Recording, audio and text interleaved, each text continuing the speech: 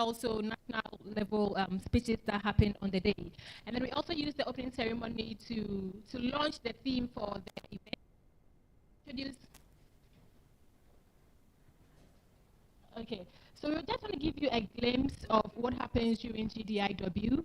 I will pause here and have you watch the video briefly. Then I come in to summarize the event.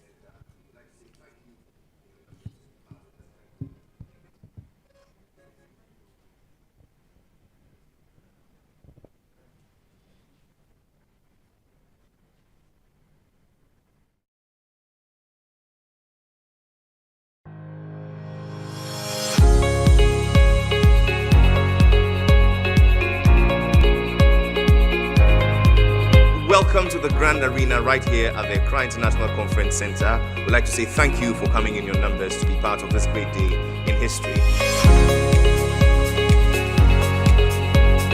The Ghana Digital Innovation Week, GDIW, is the first of its kind to ignite, co-create, develop, and transform. It's very exciting to take part in today's event. Brilliant opportunity for shaping the vision for Ghana's digital economy. It was very clear to us that the path of digitalization and innovation was very important for Ghana. I see a continued need to uphold the collaborative nature of this partnership.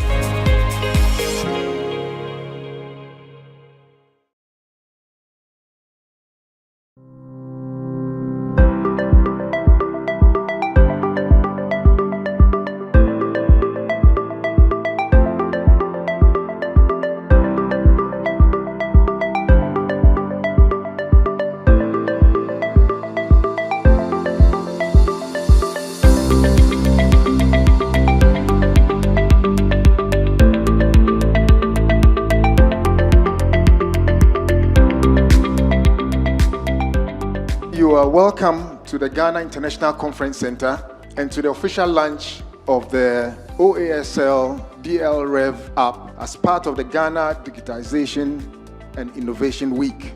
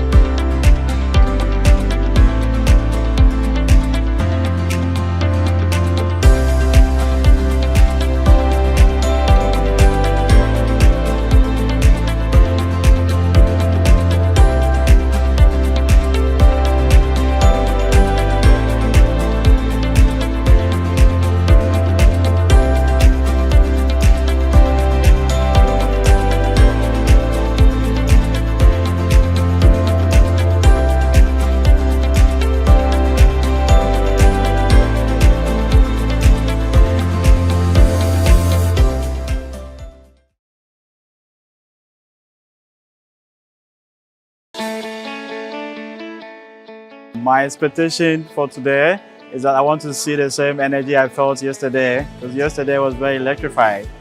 We have our own project here, which is the conversion of plastic to fuel waste, and we are also here to learn more on how to improve our experiments. This is the Ghana Digital and Innovations Week 2024. This is not just an event, it is a movement of people who have decided to change the digital landscape in Ghana and Africa as well.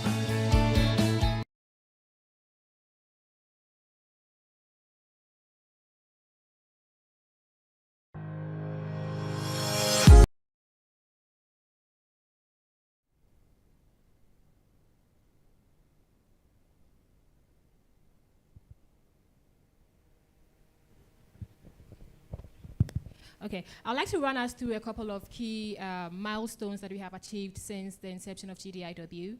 Like I said in the beginning, we started off in 2021, and it started off as what we call a trilateral cooperation between 3 governments. And at the time, the idea was that Ghana was far advanced in its digital and innovation ecosystem, and GIZ through the German government supported in partnership with Mashav to help the Ghanaian government to look at the key sectors that we need to mobilize together towards our advancements in the economy. And since 2021 till 2023, we had been running what we call the trilateral cooperation model for GDIW. But we had one of the key milestones for GDIW happen in 2020, at the latter part of 2023, which of course ran into 2024 and has been running through till now. We started off with what we called handing over to a consortium of local partners that consists of Impact Invest in Ghana.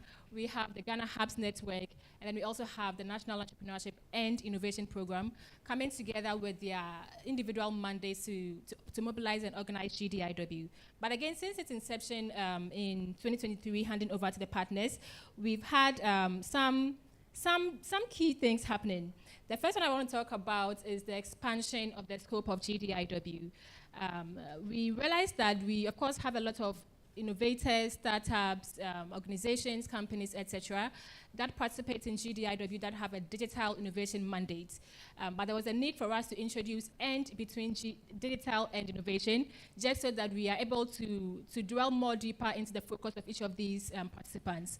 And so in 2023, leading into 2024, we introduced and between digital and innovation to ensure that we have a clearer scope within each of these key themes.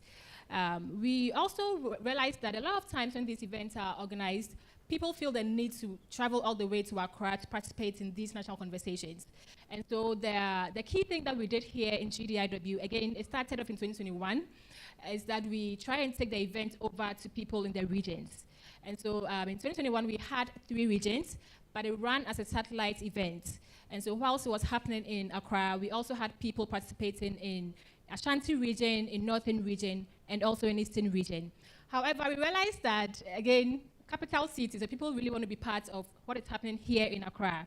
And so what we introduced another angle of the regional events, where we take the events physically to them. And in taking the events physically to them, we give them the room to shine. And so since 2023, we have been organizing what we call the Road to GDIW, where we give them the room to showcase what is happening in their regions. We give them the room to have conversations and dialogues that pertain to their respective regions. So in 2023, we had it again in Northern, Ashanti, and Eastern regions. However, again, through the collaboration of our awesome partners, the Consortium partners, we had the scope of the regional events expand. And so this time around, for last year, it wasn't for just 3 regions. We had it for 6 regions. We added on Bono East, we added on the Western region, and we added on WA as well. And the idea is that we want to continue to expand until we have been able to reach every corner of the country. And again, like I said, we want GDIW to be a little bit different from other ecosystem events that we have. Because when you say national goes beyond Accra. It has to be every corner of the country. Now, one final thing I want to talk about is what we call a collaborative plan. There's been quite some concerns around a lot of ecosystem events happening, but the question is that after the events, what happens? And so for GDIW, we try to move the event from talk to action. And so before every year's event the national event happens, we open up for everyone in the ecosystem to contribute towards what they want to see within their respective sectors, within their respective organizations. People make contributions on what impacts exactly they want to see within their respective sectors. And again, what happens is that after the event is done, we don't just end GDIW. We follow through all of these actions and ensure that people are implementing these actions. And so I'm going to pause here. There's going to be a lot of conversations today through panel discussions, a lot of speeches. We'll be hearing more about where we have come as GDIW till today. And again, thanks again for joining us, and we look forward to a fruitful conversation.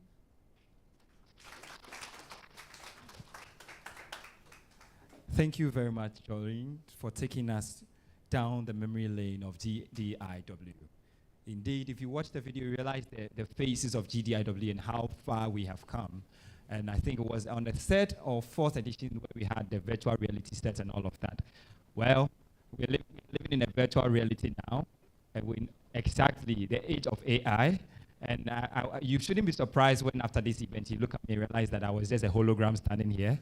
It wasn't just me, but that is just by the way. Thank you very much, Doreen.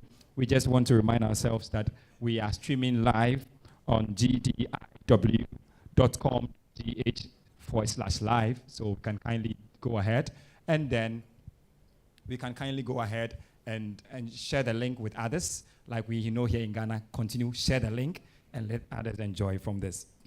We're going to have a round of speeches, our first round, and we want to invite some of the people who are the driving forces behind GDIW, and we are talking about institutions and individuals whose vision and commitment have laid the foundation for everything that we are building and you are seeing now. So first, from the GDI Consortium rep, please let's welcome upstage Yao Edujemfi. A round of applause for him, please.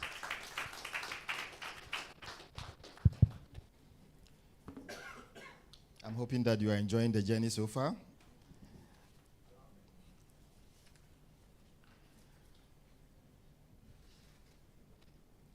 Distinguished guests, members of the digital and innovation ecosystem, ladies and gentlemen. On behalf of the consortium partners, Ghana Hubs Network, Impact Investing Ghana, and the National Entrepreneurship and Innovation Program, I bring you warm greetings and express our collective pride as the Ghana Digital and Innovation Week 2025 is being launched. Since 2021, GDIW has served as a beacon of collaboration, reflection, and renewal within Ghana's digital and innovation landscape. Today, as we unveil the 2025 edition, we are reminded of the urgency and opportunity that lie before us to catalyze transformative change, bridge innovation to tangible outcomes, and unlock jobs and prosperity through emerging digital technologies. In 2024, a formal consortium partnership was established to serve as the host and coordinating body for Ghana Digital and Innovation Week. This partnership brings together 3 leading institutions: Impact Investing Ghana, the National Entrepreneurship and Innovation Program, and the Ghana Hubs Network, each playing distinct and complementary role to ensure successful planning, execution, and impact of the GDIW. And I'll go ahead to outline the role of these 3 leading partners. Impact Investing Ghana serves as the fundraising and project management lead and leads the efforts of the consortium in fundraising and overall project management. It leverages the strategic partnerships and development from development organizations, including GIZ and other multilateral institutions, to mobilize resources and ensure smooth coordination of activities, aligning implementation with GDIW's overarching goals. For the National Entrepreneurship and Innovation Program, Government Engagement and Resource Mobilization Lead, NEP is responsible for government engagement, working with public institutions, regulators, and ministries that play critical roles in the digital innovation ecosystem. NEP also coordinates special initiatives emerging from GDIW, harnessing its strong networks and access to public sector resources, and to drive national collaboration and secure funding from both government and development partners. Ghana Hubs Network, serving as decentralization, local engagement, and regional events lead. GHN leads regional engagement, content development, and decentralization of the GDIW, or the Ghana Digital and Innovation Week activities. With its extensive national footprint and diverse membership of innovation hubs, GHN ensures inclusive participation across all regions. It spearheads district and regional level events, enabling local stakeholders to contribute to shaping the innovation agenda and ensuring nationwide representation. Together, the consortium leverages its collective strength to deliver a nationally inclusive, well-resourced, and high-impact Ghana Digital and Innovation Week. And this was tested last year when we hosted the Ghana Digital and Innovation Week in 2024 with 6 regional programs across the country. This year, 2025, the theme and pillars signal a new maturity in our innovation ecosystem, one that moves beyond ideas to focus on systems, jobs, and impact.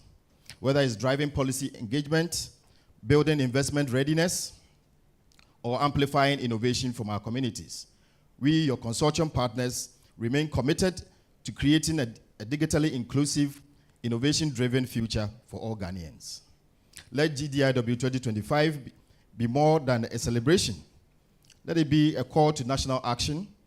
Let it be the platform where ideas meet investment, where policy meets people, and where innovation meets opportunity. Together, let us shape an ecosystem that is not only responds to the present, but boldly defines the future. Thank you very much.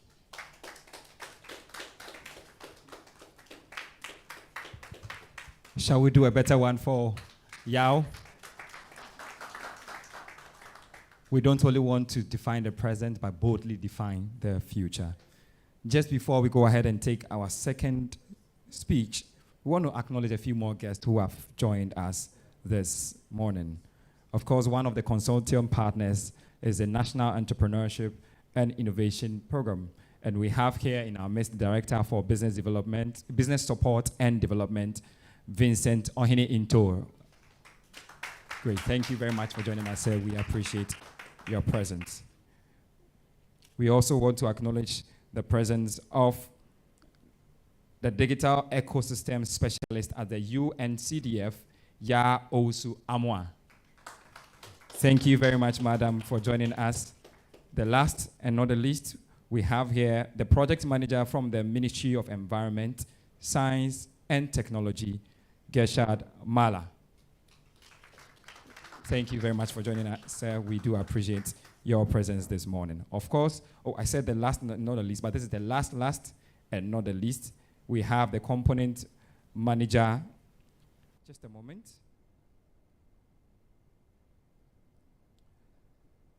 I have a lot of papers and documents. That's why it's good to go digital. Exactly. So please help me appreciate the presence of the Component Manager, GIS Digital Transformation Center, Emmanuel Mumeni. Thank you very much, Emmanuel, for joining us. So next, we want to take another speech from one of the people driving GDIW. We want to take a remark from GIZ, and that will be given to us by David Roberts.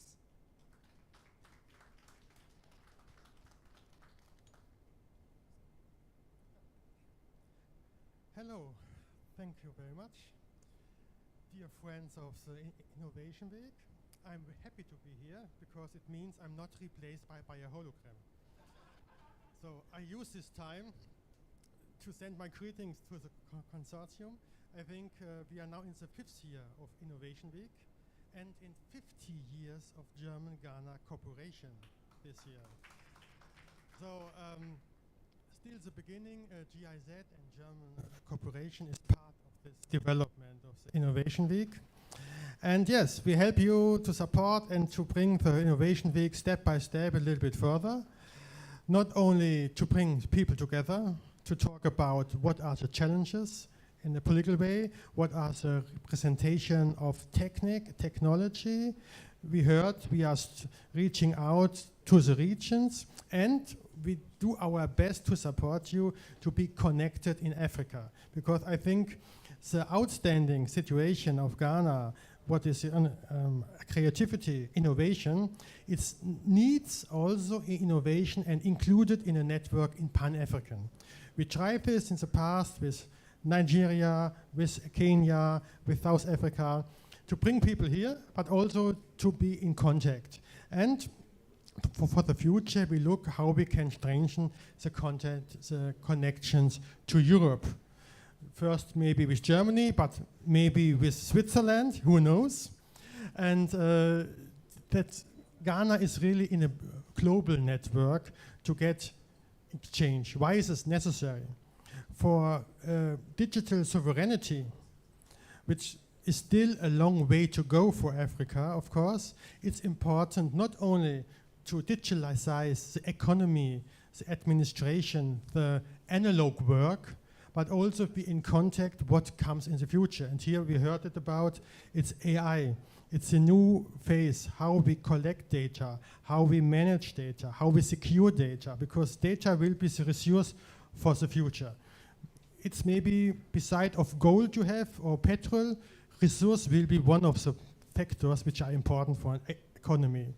And not to lose here the contact, not to be outstanding, watching from the side, so in the flow will be important. And this is where German cooperation tries to cooperate and support.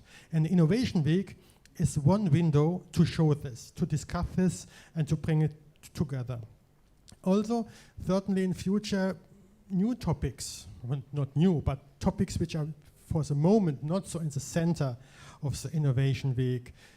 Security questions are important for the economy. No one will make investments in Ghana or in Africa if they're not secured about the data exchange and all the rules we have here. We talk about e-commerce. So we have a lot of framework work about rules. We have a framework work about norms and how it have to be structured. And here we hope the Innovation Week can help the actors, the stakeholders in the ecosystem. Also, it sounds sometimes, if you are in some region in Africa or in Ghana, it sounds a little bit future or something, but even to look in the space. We are working with geodata, so it will be more and more important to find your roots, to find other things, to be in agriculture, to work with more data about weather and so on and so on. Here, even if Ghana is at the beginning, it has to be important to look what's going on in the world and how Ghana can make use of it in his possibilities. And all of this we try because the objectives of the German cooperation is that Ghana still stay stabilized anchor in the region as a democracy in the region, and for this is important also have a strong economy with employment, with decent jobs and so on. So this is at the end, we do all, or you do all for your people, for the persons in the country. This is why we are doing, we're not playing games about how nice technology is, sondern this all have an end game. And yes, and we are happy to support you. And I wish you for this year all the best. And I'm happy that this consortium, in cooperation with the stakeholders, in cooperation with the ministry, which is very open for all cooperation, yes, makes the next step into the future. And I wish all the best for the launch. Thank you very much.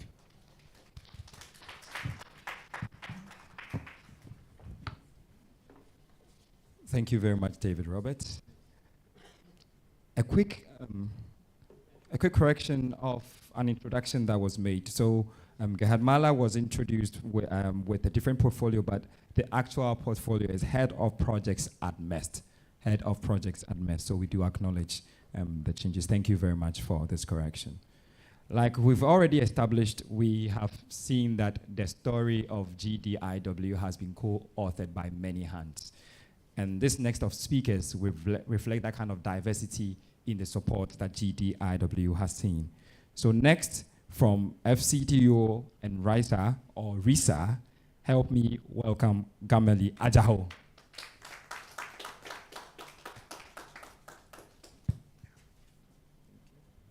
Thank you very much, King David. Good morning to everybody. My name is Gamali Ajaho. So there's a doubt as to whether it's RISA or RISA. But what is not in doubt is that it stands for Research and Innovation Systems for Africa. And just to give this disclaimer that I'm on behalf of the RISA Fund. RISA is funded by the UK government through the Foreign Commonwealth and Development Office, but I'm not representing FCDO or the UK government. fund that is set aside to support system strengthening work around research and innovation. The idea being that we need to strengthen research systems, we need to strengthen innovation systems, and build synergies between research and innovation as a pathway to foster sustainable development and prosperity across Africa. So Ghana, as a key leader in the science and technology space in Africa, is one of the key partners or beneficiary countries of the RISA Fund. I'd like to commend the consortium for the great work that they've done, NEIP, the Ghana Hubs Network, and Impact Investing Ghana for the fantastic job that they are doing leading the GDIW. I'd also like to commend the pioneering role of the German corporation through GIZ for this wonderful platform. And as with all platforms of this nature, the opportunity is created for knowledge exchange and visibility for key ecosystem players. And as a program that is looking at strengthening research and innovation ecosystems, we are also particularly interested in seeing GDIW being a platform where we are able to create a shared sense of where we are as an ecosystem and where we are in terms of the global picture.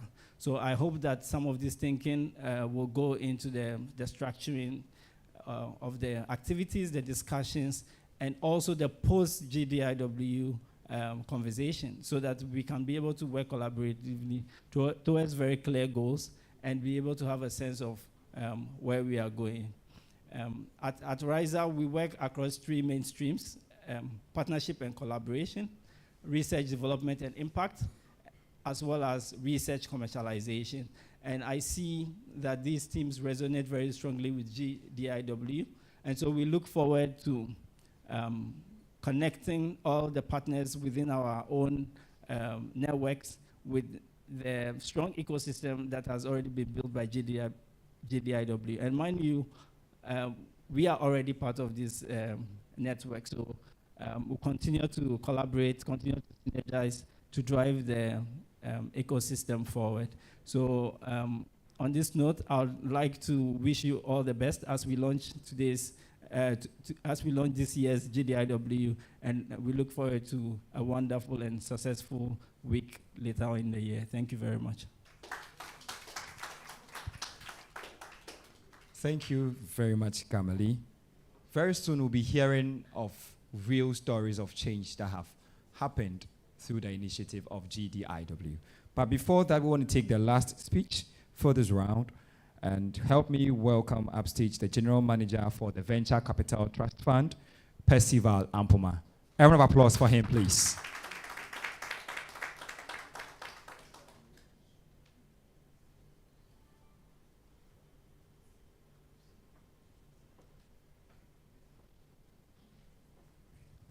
Good morning.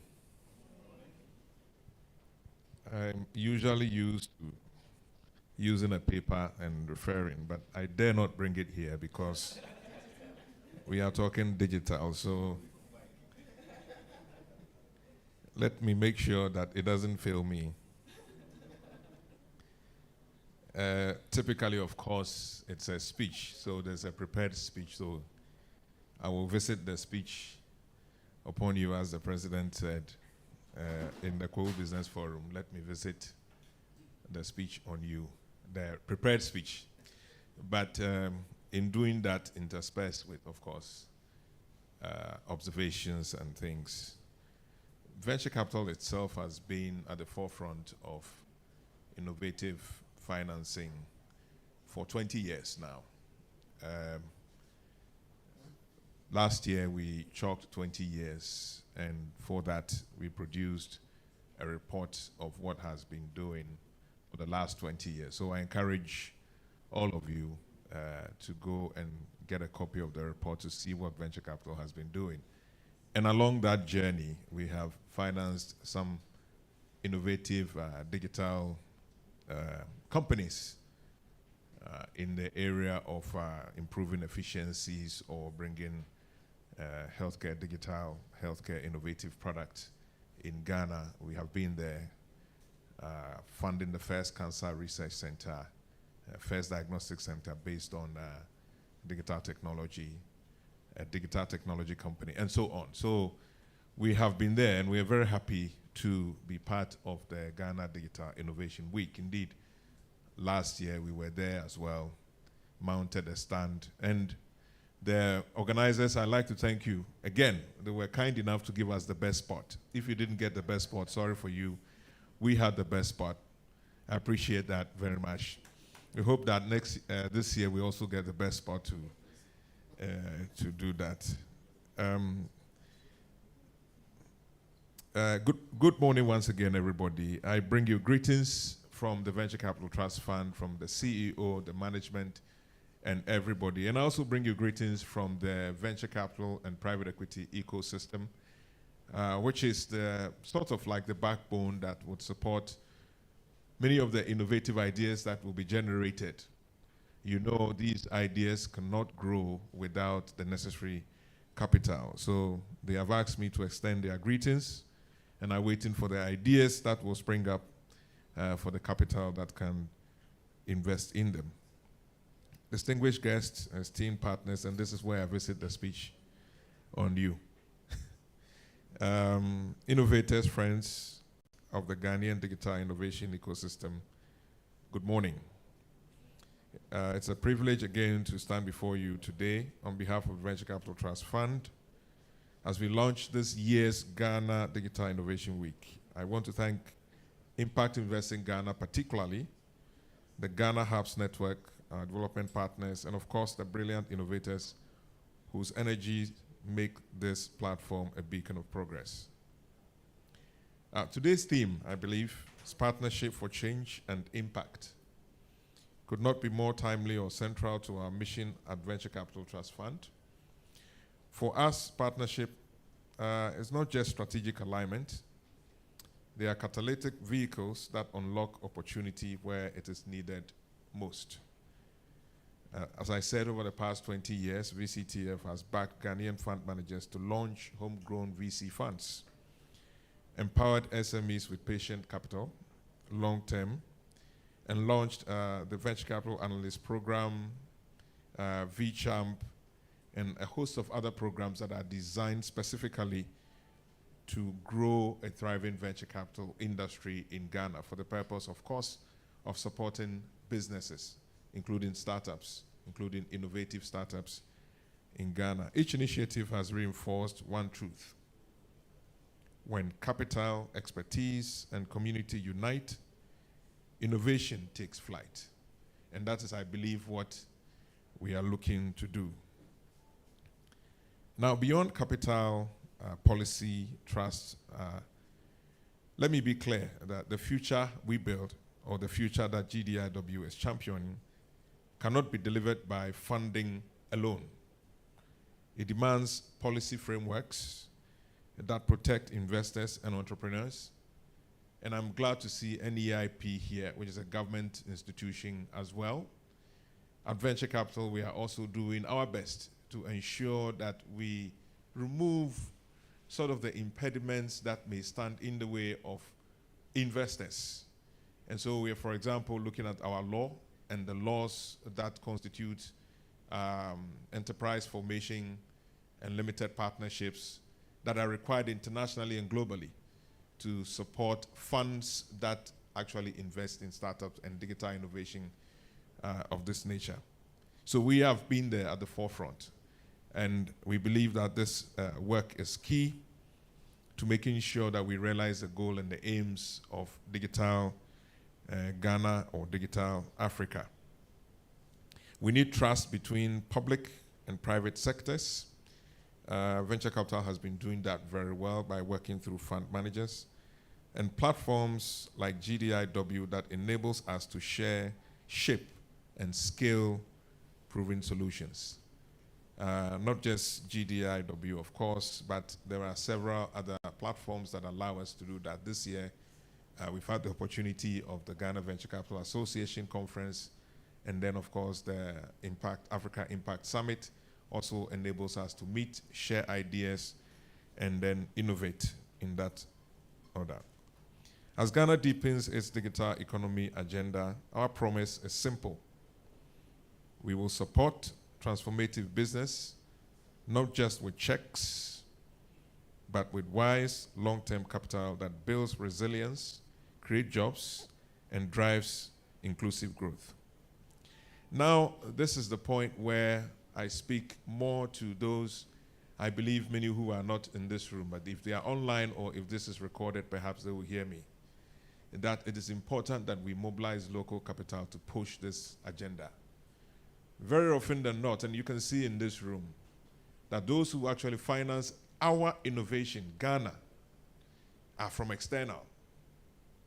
And I'd like to thank, of course, recognize GIZ, UK Foundation, and all the development partners who are interested in this sector. And as the gentleman from, I think the RISA was saying, UK government is interested in advancing research and innovation in Ghana. What about us? What are we doing? Where are the institutions that are ready to put money on the table to finance these innovations, to support these universities, to build these ideas and transform them from ideas into actual businesses? Ghana currently now is pushing towards 100 billion cedis of pension fund money. The government alone cannot be the only instrument that provides an investment destination for some of these monies everywhere in this world. The only way that innovation can thrive is when people actually take risk calculated on innovators and entrepreneurs using the money to build the economy. And I'm using this opportunity to charge the capital providers to look into this particular sector, and by that support the capital mobilization, which is currently ongoing, to push digital innovation in the country. Now, it's a bold and it's a bold initiative that we want to use, but we have to use that to mobilize Ghana's own capital to power our digital future and not just wait and rely on external funding, which, believe me now, is finding different priorities.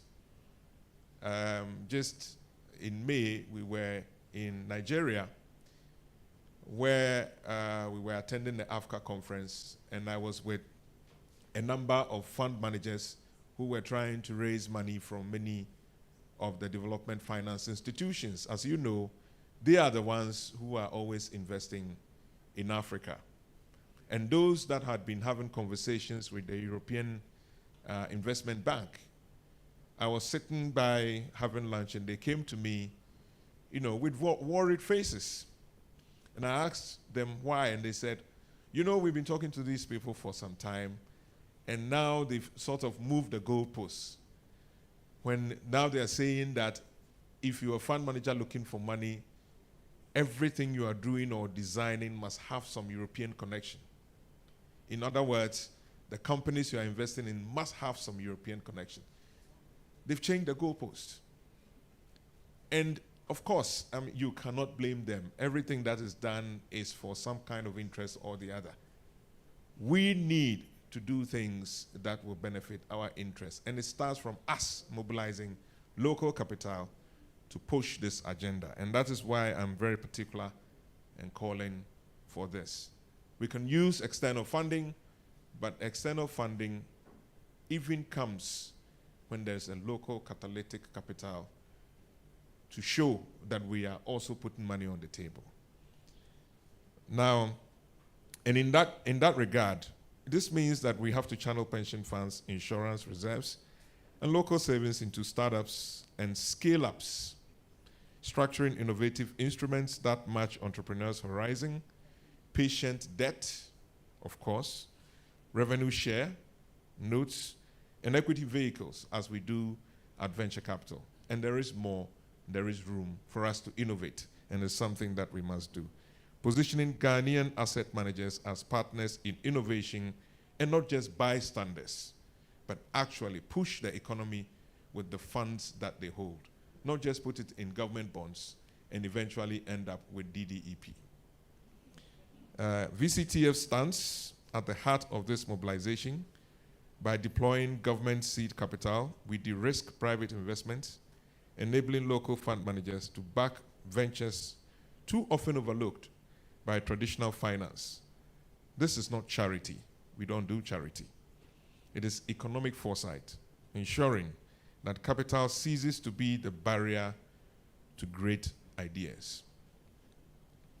We do not see GDIW as a once-a-year event, but a strategic ally. Together, we probe emerging needs in real time, co-create scalable Ghanaian-rooted solutions, forge networks that endure beyond these walls, of course, and every pitch session, panel discussion, and networking coffee is an opportunity to deepen our impact. Finally, to every hub leader, every innovator, every policy maker, and every partner in this room, let us turn today's launch into tomorrow's capital deployment. It is a very serious thing on our minds. Capital, we cannot do this. The innovative ideas that will come up, and I saw some things on the presentation, and I'm sure there is more. When you go to our universities, there are young people that are dreaming things, but when they dream, they need capital to transform those dreams. Let us ensure that our digital transformation delivers measurable impact in every region, every sector, every community. And I'm glad that GDIW is already cutting across Ghana to achieve that. The era of gradualism, let us do it small. No, let's take bold actions. The era of catalytic partnership should be here. Together, we will build a Ghana where innovation thrives on local capital, where entrepreneurs hold the reins of their own destiny, and of course, the destiny of the country, and where inclusive growth is no longer an aspiration, but a reality. Thank you very much.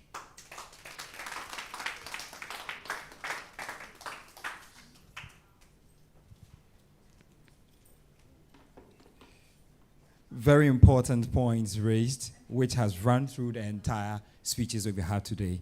But two things stood out for me. First, when capital and partners unite, innovation takes flight.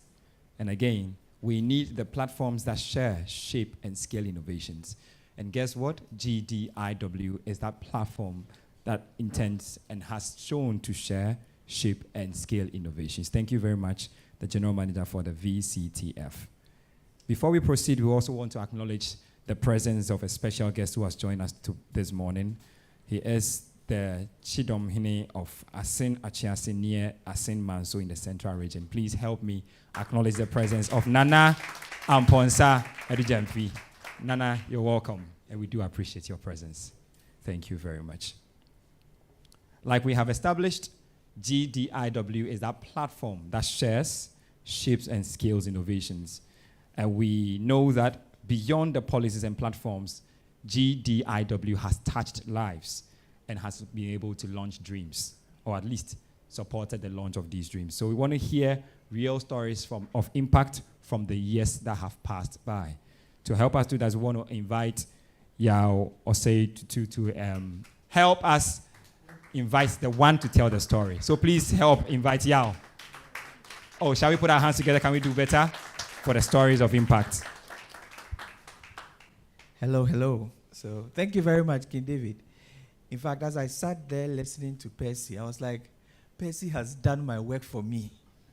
You know, please, another round of applause. Another round of applause, Percy.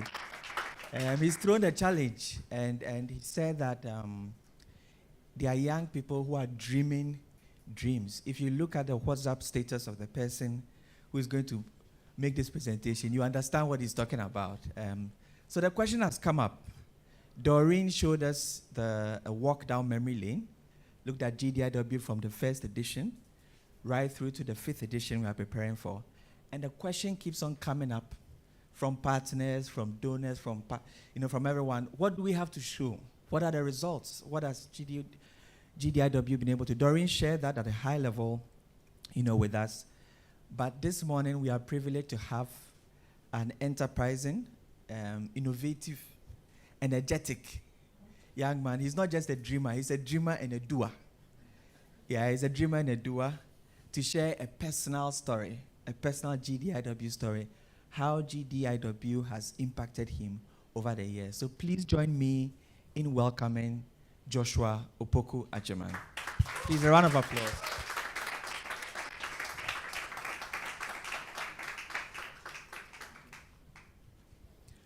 Good morning, everyone.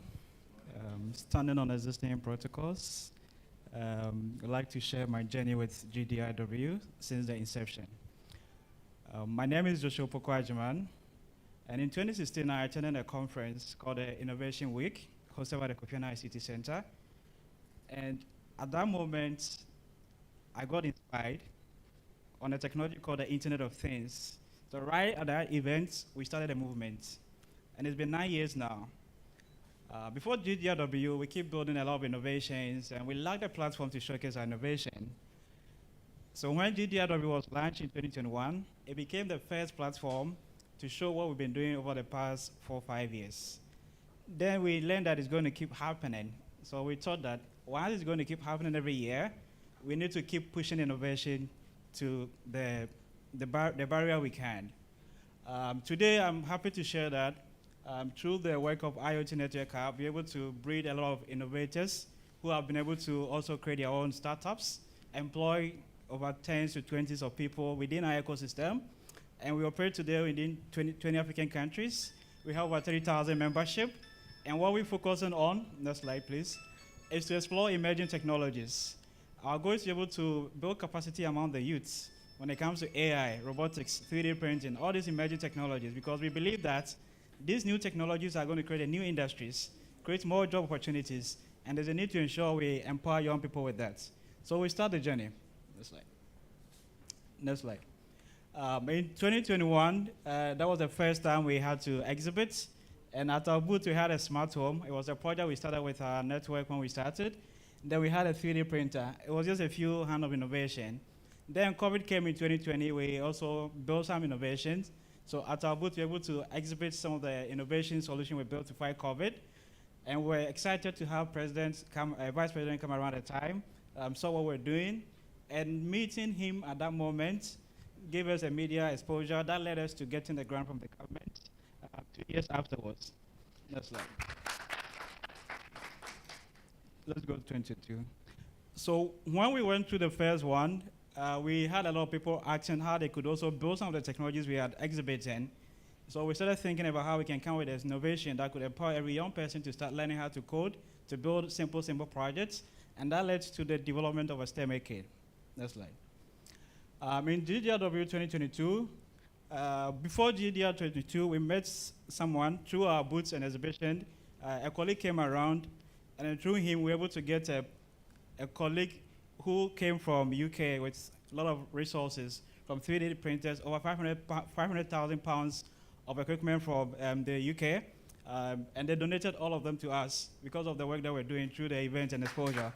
So at our booths, a year afterwards, we were able to produce a few of the products we had at the time, and we set up another booth. We were surprised to find out that even grown-ups, like parents, want to learn coding. We never imagined there could be our target audience as well. And 2023, we kept pushing our innovation barrier, and we started looking into humanoid robots.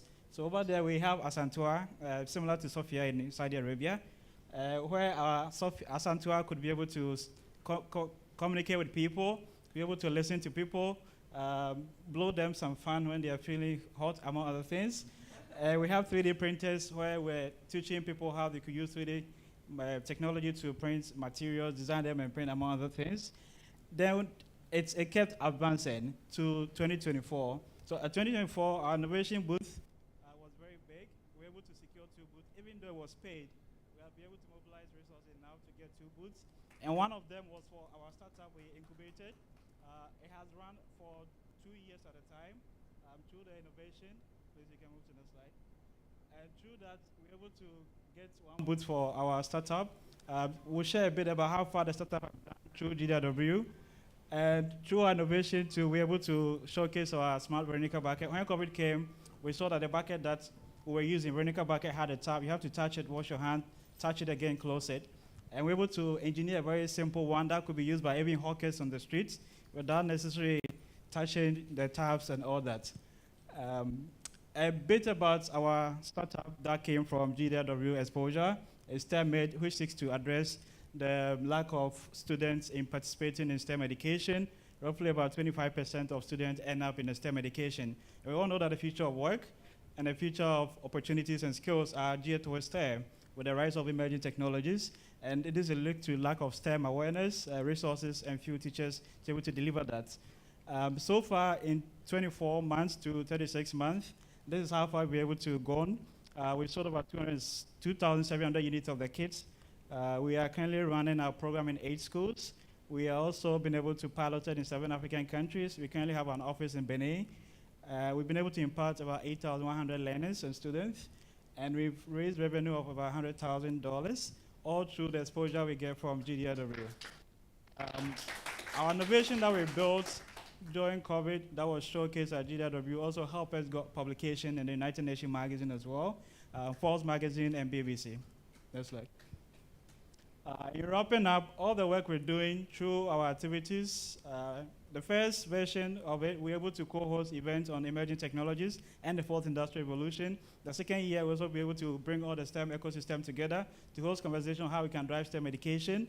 And through that, we've been able to get a number of awards. This was the grant we got in 2022 through the exposure we had from GDIW. And the second one was also the presidential bridge. We were able to go through that and got some funding. Our startup won Best Education Startup of the Year last 2 years and last year as well. And all this, we believe, are associated to the exposure and the recognition we get from GDIW. One of the most critical things that for me had helped me is product validation. Usually when it comes to engineers and developers, we like to sit our corner, build a product, and expect people to use it. But through exposure exhibition, people come around, they text it, they ask a lot of ridiculous questions, which helps. They also give you a lot of feedback that helps us to iterate and better our products. And I'd like to thank all of you for making this happen for us. And I'm speaking for over 30,000 young innovators in the country and across 23 countries that are very, very excited about this program. What we also do every year is to ensure that we invite all our community members to come and participate, see what others are building, get inspired so that they can also build their innovation to market. Thank you.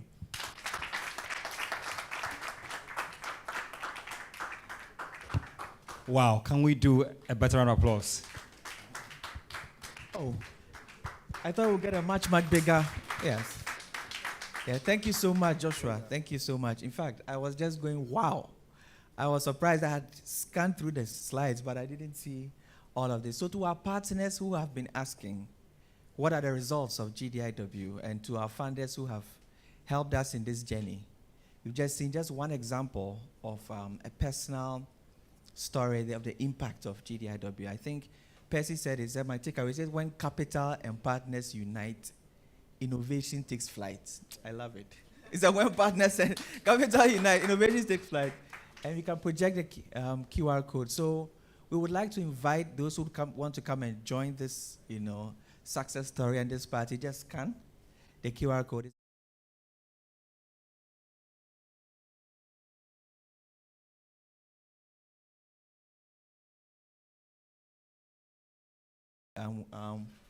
We can have your details and we can scale this success story. Just imagine how many more Joshua's we can clone.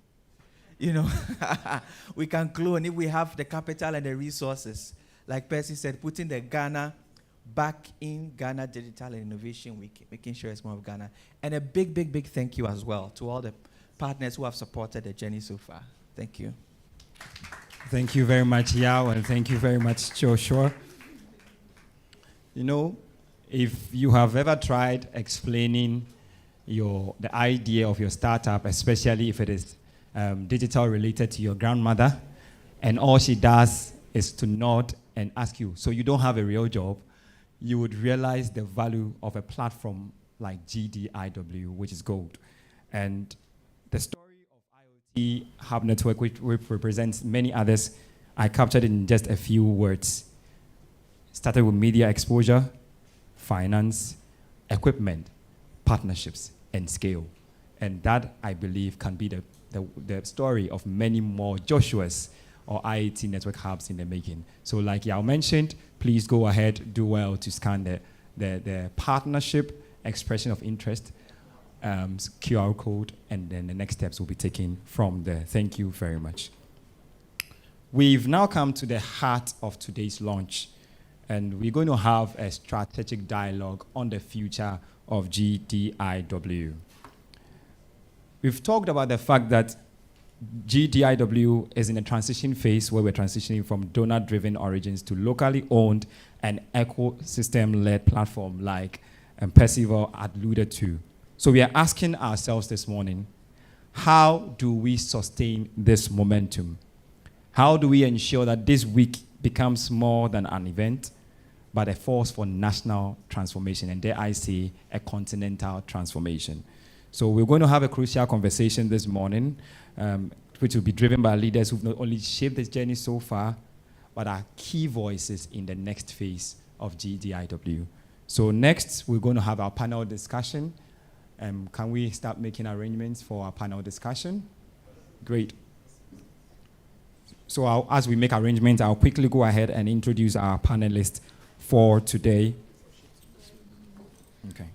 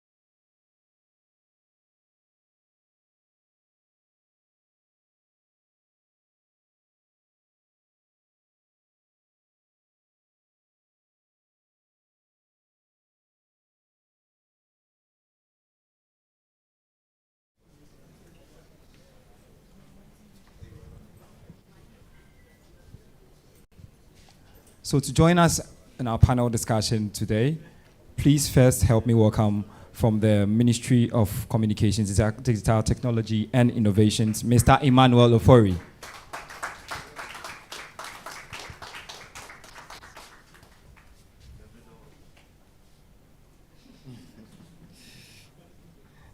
Next, help me welcome another Emmanuel upstage, the component lead at GIZ Digital Transformation Center. Emmanuel Momoni, please. Next, we want to receive the Strategic Partnerships Manager at IIGH Impact Invest in Ghana. Yao, am I taking over? Great. So please help me welcome the CEO of IIGH, Amalati, please.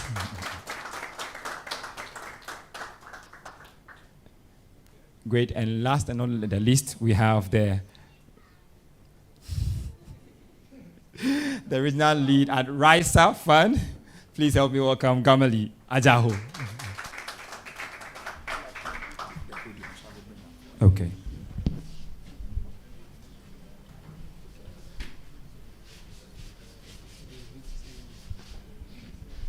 The first time I'm using a podium for a panel discussion. If I keep standing behind it, I might as well turn into a pastor very soon because I'm standing behind the pulpit. Okay. So we want to delve into today's conversation, and like we have already established, this is the heart of today's conversation. So please, let's make important notes of these, and when we have the questions, we can go ahead and ask. So we want to set the ground for today's conversation. This first thoughts goes to all of us, so anybody who would want to pick it up. We know that GDIW has had strong support by GIZ all this while, and we have other partners over the last 5 years, this being the 5th year. We want to ask, so as we transition from a donor-led ecosystem to one that is driven by local funds, like we had Percival talk about, and has that been supported by others. What do we think would be the key ingredients to help us to achieve this goal of having an ecosystem that is driven by local participation and funds? From the ministry, you want to take it first? Yeah. Emmanuel. So good morning once again. It's a good question, but I want to contextualize it, right? Great. So the partnership we have with our donor partners goes beyond Innovations Week. It's more to do of how we can impact society across the globe. Because my problem is also your problem. If you don't make my problem your problem, it will come after you. So once we are able to see how we can get to the point where we can have some synergies and support each other to grow, it helps us as a group or as a partnership to see how we are impacting based on our various policy alignment. So this is something that is good for us because it is linked to job creation, right? So people are innovating. We are in the innovation space. It's everywhere. Everywhere you go is innovation. But the most important part of the innovation is how people become sustainable for their livelihoods, how they continue to feed themselves, and how to also help others sustain themselves. So I create a job through innovation. I employ people, which solves a problem. And so we want to partner for long. And we don't want it to only become a GIZ issue, but the whole ecosystem and other partners must also come in because it has or leaves a certain footprint in what they do. So GIZ will have some footprint. Other partners also join into to grow the ecosystem, ensure that we are able to come up with solutions that impact society, irrespective of where we are. So if you are able to grow people, to generate jobs that can employ more people, then solutions that can come will not be solutions only for Ghana, but there will be opportunity to use those solutions to serve other people across the globe as well. That is how I want us to see the journey. So GIZ is our anchor. They are the bedrock, but we need others to also be attached to it, so this whole platform becomes bigger for everyone. Interesting. Any other thoughts from anybody on that about how do we? Okay, Amma. So I think GDIW is very unique because from the very beginning, it's an event that is for the ecosystem, by the ecosystem. So all the sessions, every single one, is developed by ecosystem partners. And after expanding to include the collaborative plan, and now having a mechanism for coordinating and for tracking amazing things that are happening, like the things IoT shared, and to make that more visible so that partners that want to connect with them can see them. That even strengthens it as a platform that is driven by a local leadership. We're transitioning to, GDIW is a free event, so participants are able to attend it freely. And keeping it that way is important for inclusion and to ensure that being able to pay to access the event is never a barrier for any young people. It's one of the youngest innovation events in Ghana. There are high school students who show up in their numbers. And there's a reason it's being free is one of the reasons for that. So as we look to transition and as the number of partners expand, what we want to see is more partners contributing to support the cost of the event in a way that democratizes it. So you don't have any partner giving a huge amount, but you have so many partners that this can be a sustainable event that can continue in its 50th anniversary, 100th year anniversary, metamorphosizing to meet the needs of the ecosystem. So we're really looking forward, especially for some of the companies that launched at GDIW are now growing and becoming larger tech companies to begin to give back by supporting GDIW, both financially but also in kind. It was nice to hear the podcast company here. Publicity really helps the event to grow. And publicity not just about attending the event, but also about supporting the event. Interesting. So what I hear in all we have said so far is more partnerships to build the ecosystem for the ecosystem.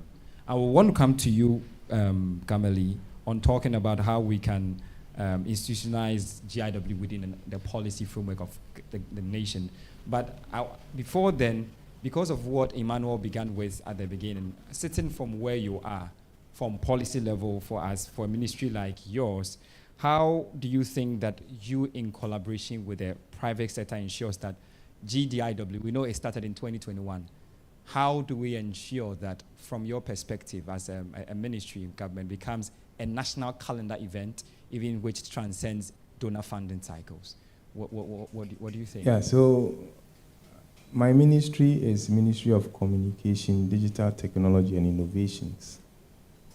So the innovation space fits into our portfolio, which means that, and then there's an innovations directorate as well. Okay.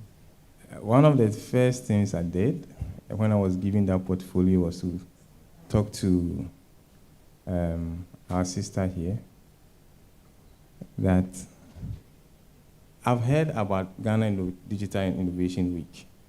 It's been running, but who is behind it? Then I got a sense of who is behind it.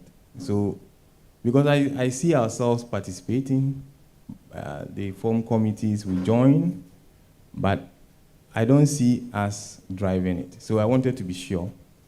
Then I was of how the whole program runs, which means that it has to be a partnership-led thing. So we have to find a way of partnering the platform so that as part of our policy initiatives, we'll be able to see where the innovators are, what kind of challenges they are facing, what kind of support through policy we can provide to enable the work that they do, and then how we can also use our leverage to bring some things to them. One of the areas that we are also considering that will help is that people have a lot of solutions, but they lack visibility. So how do we ensure that they gain visibility and are promoted so that we can give some pipeline of funding because of where we sit and link them to places where they can get some support, because some of them get some pilot funds, and once the pilot funds goes away, it becomes a challenge. So what kind of sustainability model can we build around this moving forward from pilot funding to a more sustainable way of supporting these innovators to bring solutions that solve national development issues? So it is something we want to do. We want to be part of the whole process. There are some things that we are thinking that can also bring more visibility to the program, which I'm discussing with the people behind. Once it is cooked and ready, I can't announce it now because it is not, I'm not allowed to say it now.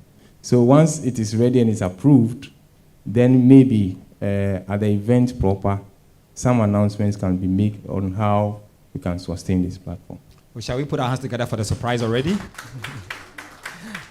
And this applause is to say that we look forward to that surprise that would help to drive GDIW. And I got from that you moved from participation to being a driving force. And that's what we look forward to everyone also doing, from participation to being a driving force. So Gamali, I'll come to you.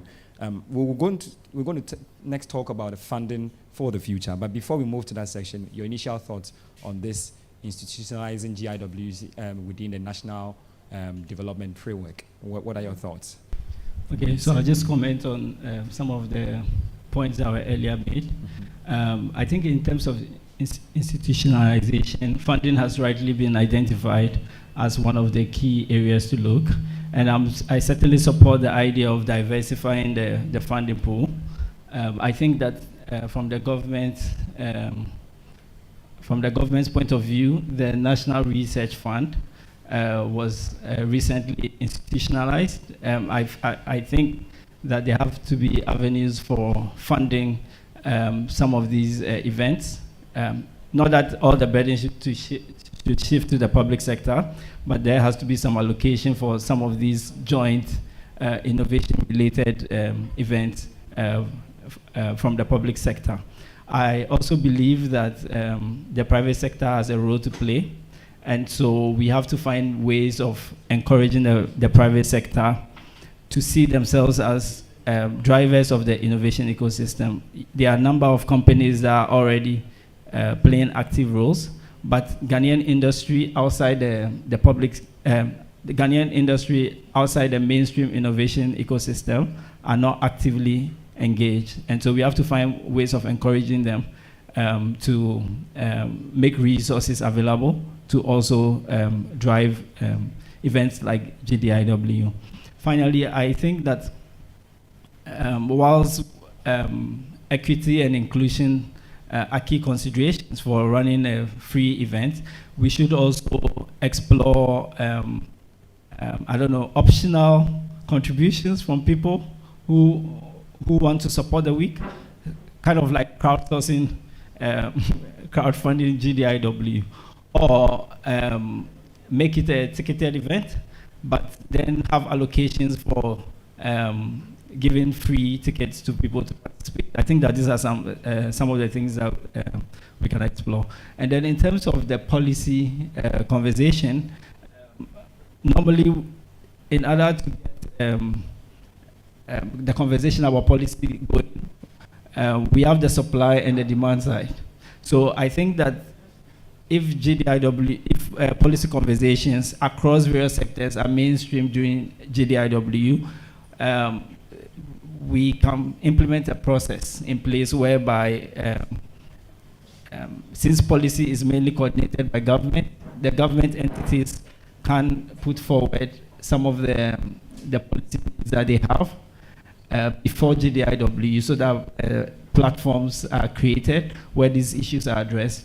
I remember in 2023, for example, the Ministry of Environment, Science and Technology did a session where they were crowdsourcing ideas around creating a fund of funds to support innovation. So that's a very good example of demand, policy demand, you know, which GDIW can do.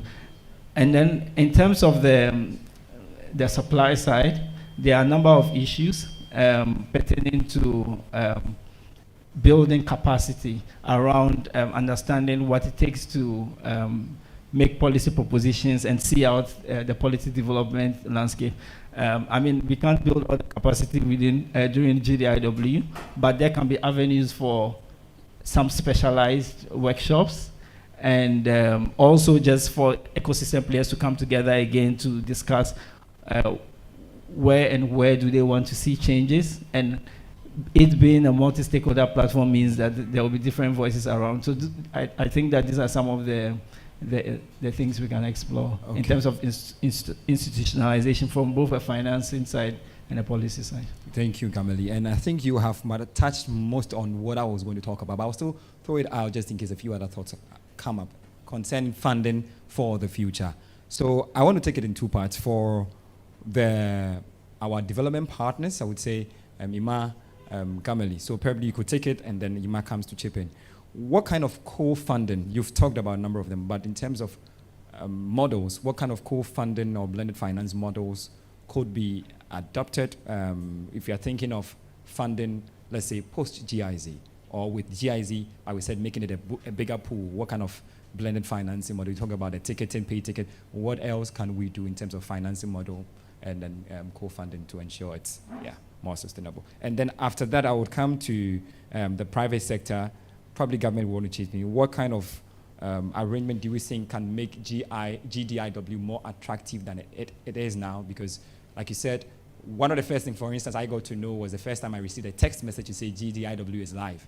I clicked the link and I just joined, and I was just excited from 2 years ago, and it's been going. So what kind of innovative things can be brought on board to ensure that GDIW becomes more attractive to especially the private funding sector for them to come on board? So first, Kamali, or you exhausted, probably just a minute, and then we have Emmanuel.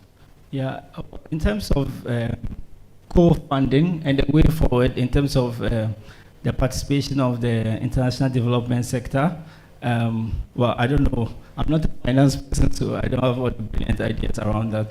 But I think beyond the actual contribution, it's just getting more of the partners on board. And how to get them on board is tying in the importance of innovation and driving the sustainability of the initiatives that they already support. Because I think that in the international development space, it's funding for... Do you want to switch the microphones? Yeah, sorry. Okay, this is much better.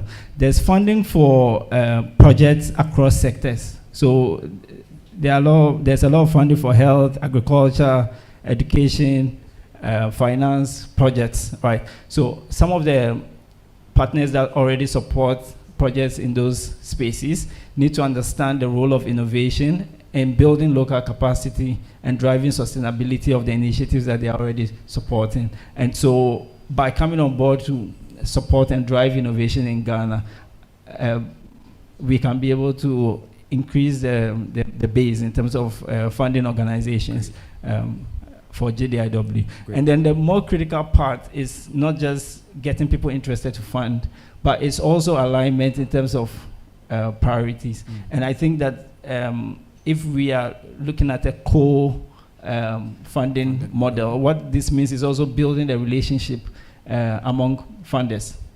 And so there has to be a way of bringing the innovation ecosystem funders to come together to align. And I think that, of course, the GDIW is a big part, but other discussions going forward. I know there's a sort of like a forum for those in the digital innovation space, but then it has to go beyond the digital innovation funding. Yeah. Great, thank you very much. Ima? Well, thank you so much. When I walked in, I realized that I had miscounted the number of GDIWs that we had, because when Doreen was speaking, she said we are in the fifth. And all along I had it that this is the fourth one. So it tells you how long we've come since 2021. And in 2021, it was a very raw idea, bringing in so many partners. And it's sometimes very painful to work with, you know, many partners who have different interests, different perspectives, different thinking. But it was always worthwhile to get everybody on board and to make it happen. And I think we as GIZ are very strong supporters, because we do believe that this is a very important instrument for economic development. So I was really amazed with the presentation by Joshua, because he's such a passionate young man who is looking to do great things. And there are so many of those Joshuas walking around with opportunity, many more without opportunity. And the idea will be, how do we get opportunity to every single person to be able to unearth their potential as a country. And this is the position of GIZ since 2021. And I think we've invested so much in GDIW to, you know, let it go and not continue to support. So we would always find ways to support. The current program that we're running would end next year. So we're kind of winding down on the activities that we are running, but we're still exploring ways that we could continue to support GDIW going into the future. There's always going to be a way out that we will still be in the mix somehow, but not be in the center. So Emmanuel was speaking about how GIZ is at the center, and we are seeing less and less of that. And this is what we want to see, that GIZ is not in the center, but we have so many partners that are coming together to support GDIW. And maybe at some point the consortium would say, we don't need your money anymore. If that happens, then we can say we've achieved full potential of GDIW. But there's still a lot of work to be done. Looking back from 2021, we see many more faces, many more partners coming on board, and they all have the strengths coming into that partnership. And I think this is the uniqueness about GDIW, that we are not like a one dimension or dimensional event, but there's so much more to how we run the event, what we measure as success. I was talking about how free the events are, and people are saying, yeah, let people pay. But all the secondary school young people that walk into GDIW and showing them amazing innovations that they have would be excluded if you make it a too commercial activity. So there's a push from that side to see how we commercialize it, but there's also a pull from the ecosystem to say that, hey, we are still a maturing ecosystem, and we need a huge social side to it to be able to bring everybody to the fold. So in terms of creativity on how we finance it, I think the development partners would always be an interesting partner to work with, and I think we have resources to share.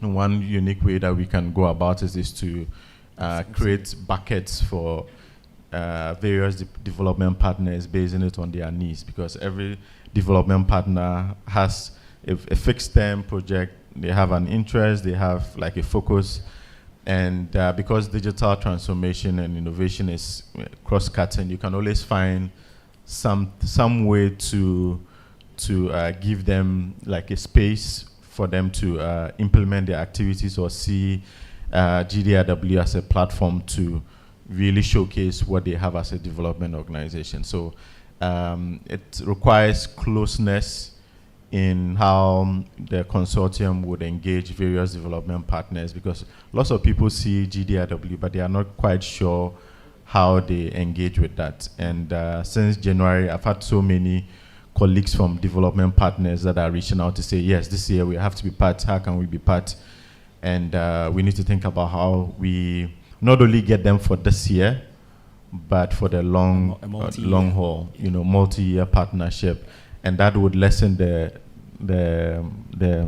challenge on the consortium, because if you have to every year chase the same group of people, then I think it's a lot of work on your side. But the multi-year partnership with development partners would serve both sides, also the development partners, that we don't have to go through very long agreements and procurement processes to get it happening. So the simple message will be that GIZ is still, or the German government is still supporting, but we want to see how we can build systems that would go beyond what we have now, and that we are going from strength to strength. And every single time we are funding something new and not the same things that we funded last year.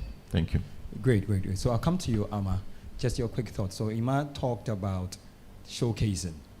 So your thoughts, showcasing GDIW as a consortium partner over the years. What are your thoughts that would make it quite an attractive proposition for the kind of multi-year partnerships that we are looking for? Mm-hmm. Yeah. So I think one of the places where there's potential for more impact is the engagement after the event, and maybe the events we do in between the big national event. So we've already expanded it by adding the road to GDIW. We need the road after GDIW that really amplifies things that happened at GDIW, like the IoT story, and allows people to connect, network, engage throughout the year. Then it becomes a truly valuable platform, because a private sector company that is launching a beta may be able to find through the GDIW platform 1,000 users who, because they believe in the ecosystem, will use their product and give informed decision making, and give them data that can inform their decision making. And so one of the things we're really looking to do, and we'll be calling on our session hosts and other partners over the years to contribute ideas, is how do we take this platform? It is over 11,000 people since it started. Every year we have over 4,000 people show up.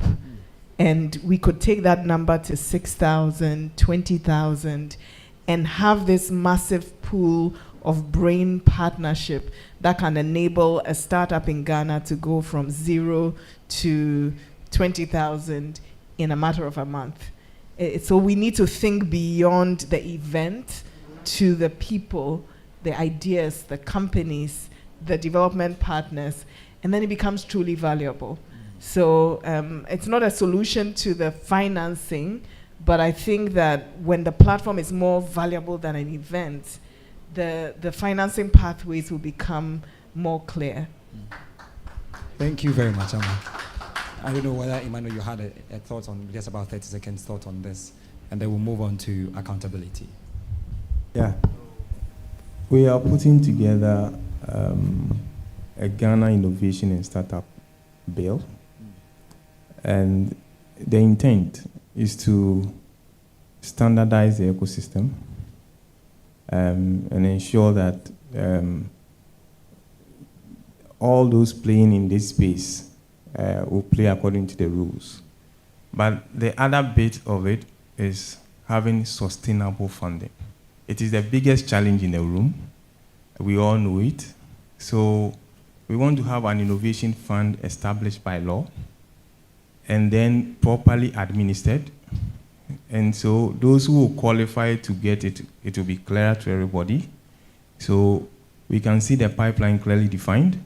And then if DPs are supporting, they can support through that platform as well, or that channel as well. And then we can all see how the impact will be.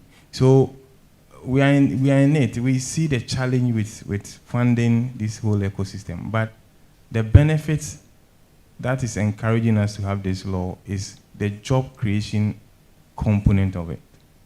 Because we have a lot of youth who have big ideas, but it needs to be properly channeled so that we can solve problems for us.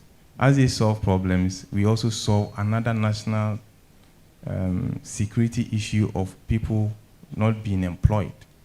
Because government cannot employ everybody. But people can employ themselves if they grow to become entrepreneurs and do wonderful stuff. That also addresses national challenge. So that is where we are also coming from to support this so that in the long term, we can have something which is sustainable. Great, great. A round of applause for our panelists so far. As we round up, we are talking about two last things and we are out of here and they are going to be brief. So the first one, it is beautiful for us to talk about collaboration, but nothing happens without accountability and concrete action points. In 2024 GDIW action plan, 58 commitments were made. I'll come to Emmanuel and Gameli first, then we'll pick the others. How are we going to ensure that these aren't just statements that we made, but we are ensuring that these are actions that are backed by the collaboration we are seeing here, and most importantly, delivery. How do we ensure this happens? Can you switch? Okay, it's on. Yeah. So I think that particular activity was a very strategic, addition to GDIW to make it even more concrete and practical because when you run such events, there's a tendency for you to fall into just having it stay as an event, something that happens and go. But we wanted to include an element that would, make it accountable, like you said. And so these over 50 commitments, I think one of the ways we could do that is simply by following up with them and giving them the vision for this year and the years to come and to see where they are on that commitment. So it's like, when you make a commitment in church, it needs to be claimed as well. So it's very similar as well. So it's just about claiming the commitments and making them realize how important it is for the ecosystem, but also for their own interests as well. Because the main thing about partnership is to have shared interests, that everyone feels included and feels that they can get something out of that activity. So it would need some dedicated effort to just follow up and to see how they can join. I know things from last year would have changed a bit. We have a team for this year there might be a few partners that are coming on board, and that whole vision needs to be repainted for those that made those commitments. And I think it's something that we are also willing to support to make those follow-ups as well. Okay, thank you. So in just a minute, Gamali, how do we move from action plans to action done? Yeah, well, I certainly side with some of the points that Emmanuel made in terms of just following up on some of the commitments. And I must really commend GDIW in terms of the action-oriented nature of the sessions, right? Because it makes it easier for people to clearly define what it is they want to achieve and be able to follow through. For me, it's just looking at the bigger picture in terms of the innovation ecosystem. Where do we want to be as a country and what are our priorities? GDIW does a very good job in terms of the audience that it has been able to bring together so far. But now that government is looking at defining the ecosystem and putting more of these things in place, what is the bigger picture for Ghana as far as innovation is concerned? And GDIW can be one of the main mobilizing platforms for us to drive towards that shared vision. So it's just building a collective sense of where we want to be and what we want to do and what we can achieve, and staying true to that through the various platforms and events that are available to us. And I think that we can be able to move forward. Great, great. Amma, you wanted to share a thought on that? Great. So we are in our final phase of this, and it's going to be a quick fire round. And we want to ask from each of our panelists, what one commitment and one action step is your organization? And I want to start from government. What one commitment, what one action step are you going to take to ensure that GDIW is much more sustainable post 2025? Fine, so I've given you the legal framework because we have identified the problem. It's all about funding, sustainable funding, not funding to start. So we are putting legislation together to drive that, and to also bring standards. We must define who a startup is clearly. And so then there has to be formalities of how to access funding, and there should be proper accountability and tracking. Now, one of the things that we are promoting is for innovators to see themselves as partners rather than beneficiaries. I'm repeating it. Innovators in the ecosystem must see themselves as partners rather than beneficiaries. If you're a beneficiary, you do nothing. But if you're a partner, you have a role to play. So that is the way we can sustain this ecosystem. No more waiting for somebody to bring, but we have to co-create something to grow. And so just a bit on the action points. It will be good to present some results on last year's action points at GDIW 2025. Good point. Who is the owner? Who is pushing it? Who is responsible for it? What is the status of it? Yes, somebody must present. And so from now till November, there has to be some work done to give some assurance to those who participated last year to know that we didn't just come to talk and it all fell down the cracks and we are talking again. There has to be some movement and some acknowledgement if you couldn't do much, but we engage more people to ensure that we can achieve some of the deliverables as results in pushing the ecosystem forward. Thank you very much. So your commitment is legislation. But before then, I don't want to come back again. In one word, what would you want GDIW to stand for in terms of impact over the next 5 years? If you describe it in just one word. Or Ecosystem enabler. Ecosystem enabler. Great. So I think what I can definitely guarantee is participation. So I'll be there in November. That's the first thing.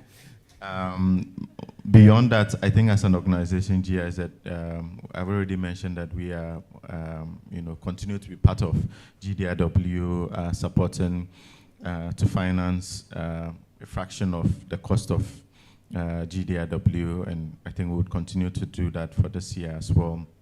But as an organization, we are firstly technical, so we do technical implementation. So we have a lot of internal resources in our organization, technical experts that are available to contribute to the content, the hardcore content of GDIW. So in the years past, we've had technical advisors from GIZ facilitating sessions on key topics that are relevant to young people and to the innovation ecosystem. And I think it's something that we would put on the table as well to be part of various sessions on a technical level and to facilitate the technical sessions that will be needed. Yeah, I think those would be it. Just the supporting on the financing, supporting on the technical implementation, and then also supporting on project management as well. So if there are any gaps that the consortium would have and they need backstopping, they need us to come on board.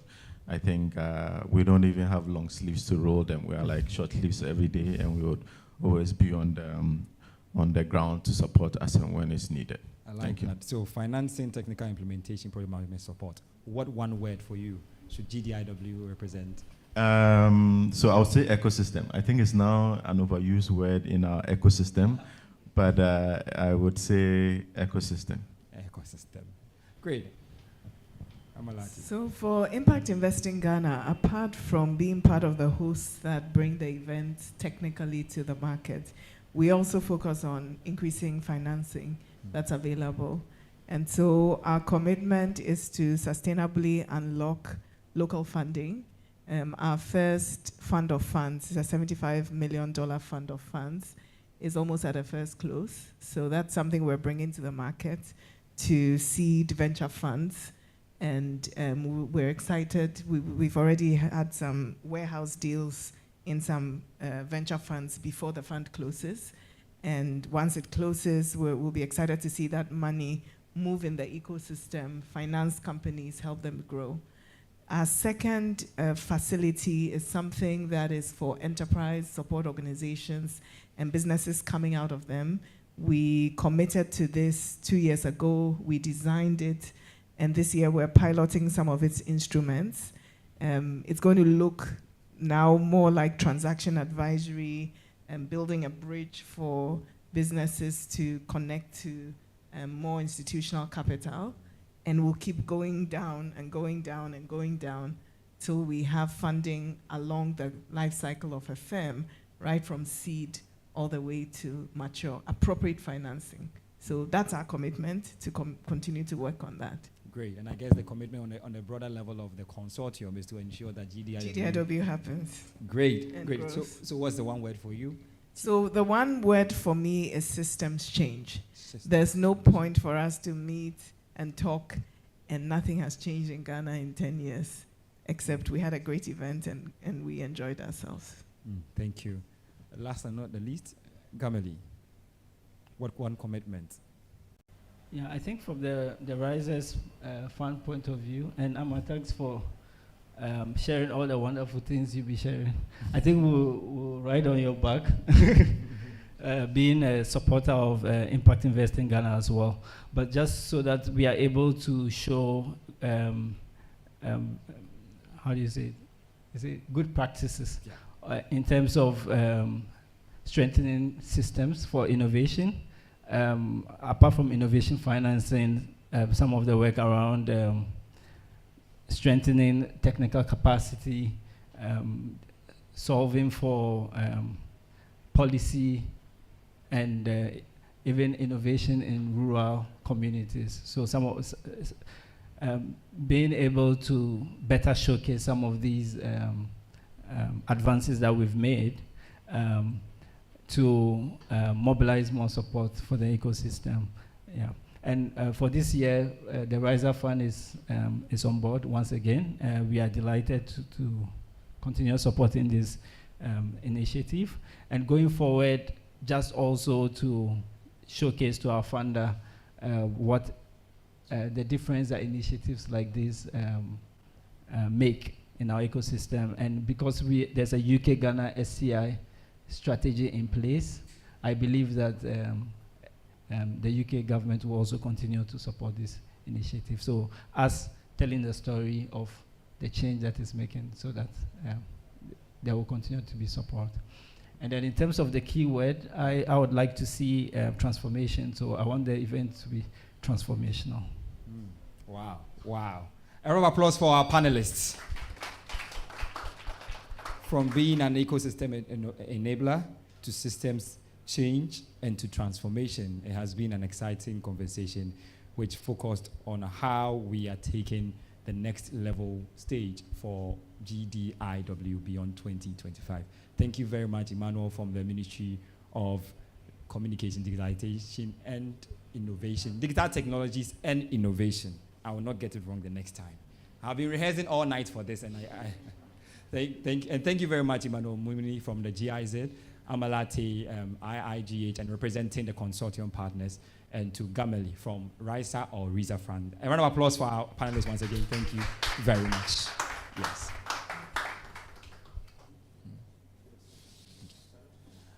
So at this point, we are running out, but we can't leave without launching the theme for GDIW 2025.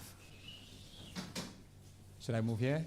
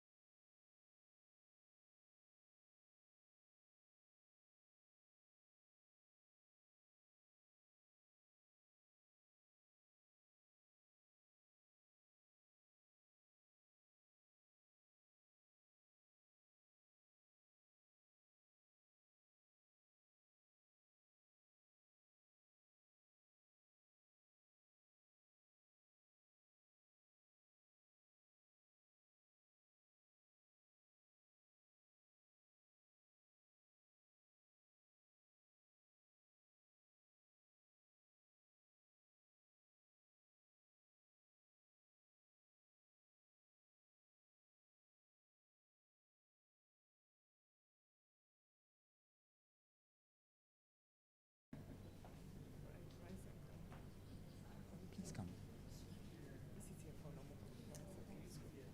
How do you plan to do this? No, I thought they said they were going to project it. Oh, great.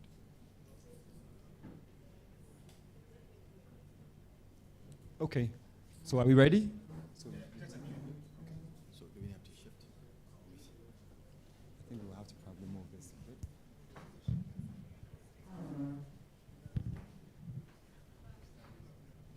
So please, you will have to help us to launch the week.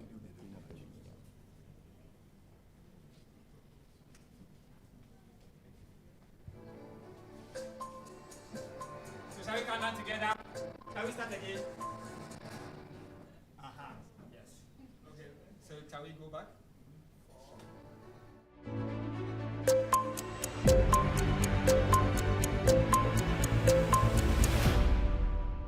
So, we officially launched the Ghana Digital Innovation Week 2025, and the theme is... You want us to do it again?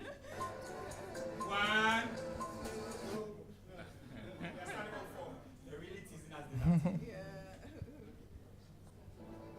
this. 5, 4, 3, 2, 1, go! Yes. Wow! Catalyzing for change, innovation, and digital transformation at the center of Ghana's digital development agenda, duly launched. Thank you. We'll have the consortium partners. Yes, take a picture. Yes, a photo, please. So, yes, RISA, GIZ. Yes, please.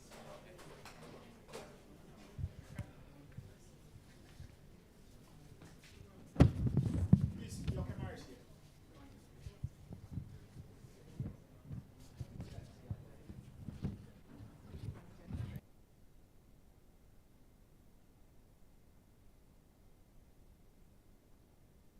Because you move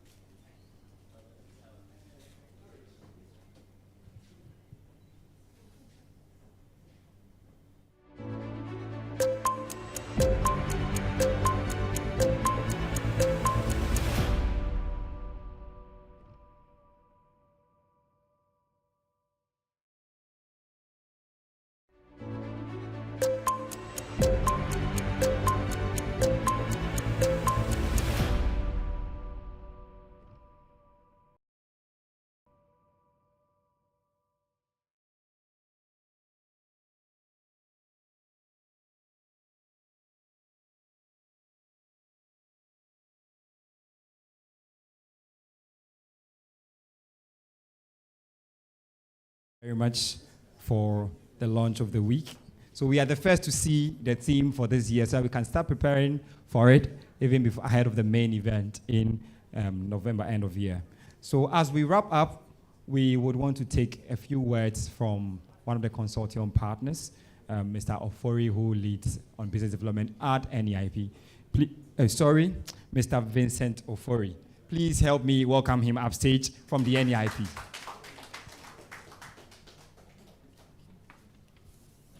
I'd have actually been loved to call Ofori, but unfortunately, I'm Vincent Ohene Into. Thank you. Well, I must say it's been a very good day, and we as NEIP are very excited to have been part of the GDIW for the past 5 years. This morning we were stuck in between 4 meetings, and so we were trying to find a way to come, but I'm happy we are here today and to see the amazing things that are happening. Let me take this opportunity to express the sincerest gratitude of our CEO to all of you, and for the amazing work you are doing, and to indicate that the new administration of NEIP remain very resolute to partner and ensure that all these ambitions are achieved.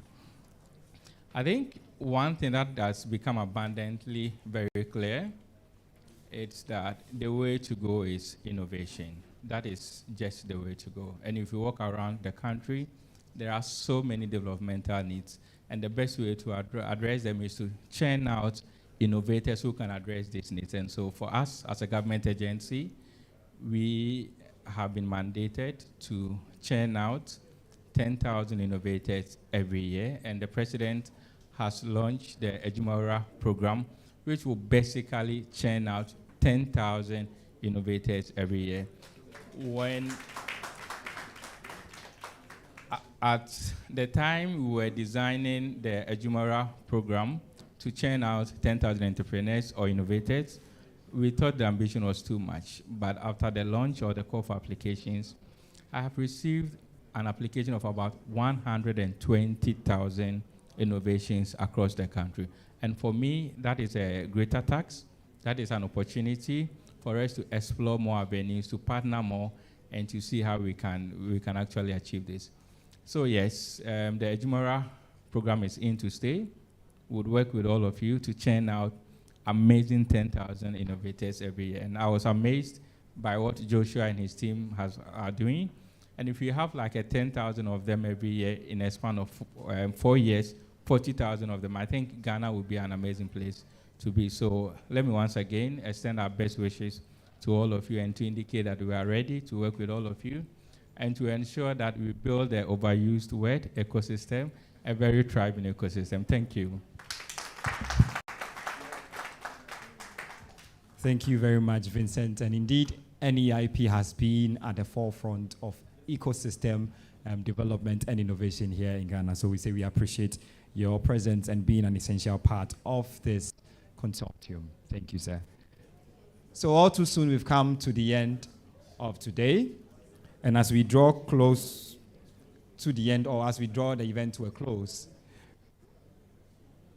there's something that has been ringing in my head from preparation towards this event till the very end, especially through to the panel discussion that we had. And I wrote these words down. GDIW has always been about what is possible when we collaborate.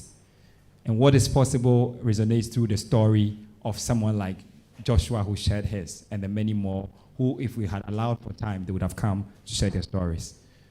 But as we head into our 5th year, which has started, this is as a clarion call to all of us. Let today be the spark for the shared ownership that we have talked about today.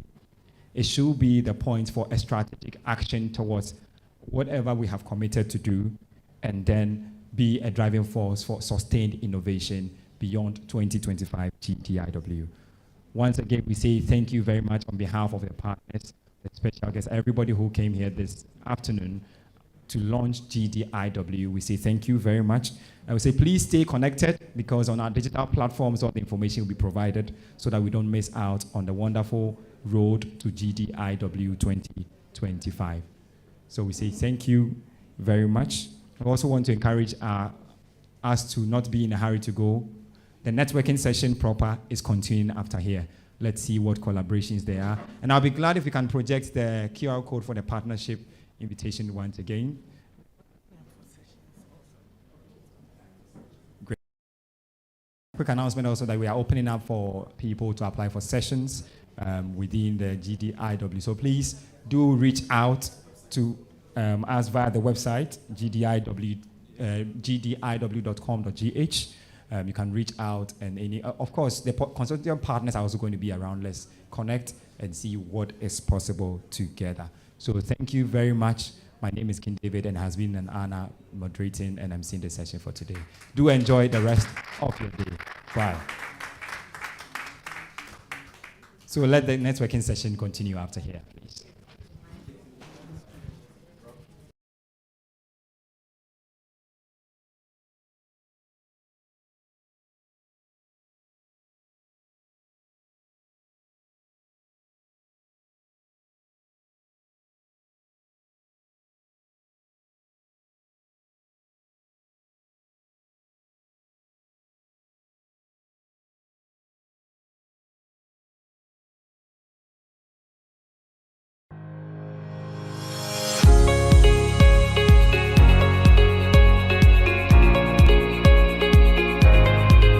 Welcome to the Grand Arena right here at the Accra International Conference Center. We'd like to say thank you for coming in your numbers to be part of this great day in history. The Ghana Digital Innovation Week, GDIW, is the first of its kind to ignite, co-create, develop, and transform. It's very exciting to take part in today's event. Brilliant opportunity for shaping the vision for Ghana's digital economy. It was very clear to us that the path of digitalization and innovation was very important for Ghana. I see a continued need to uphold the collaborative nature of this partnership.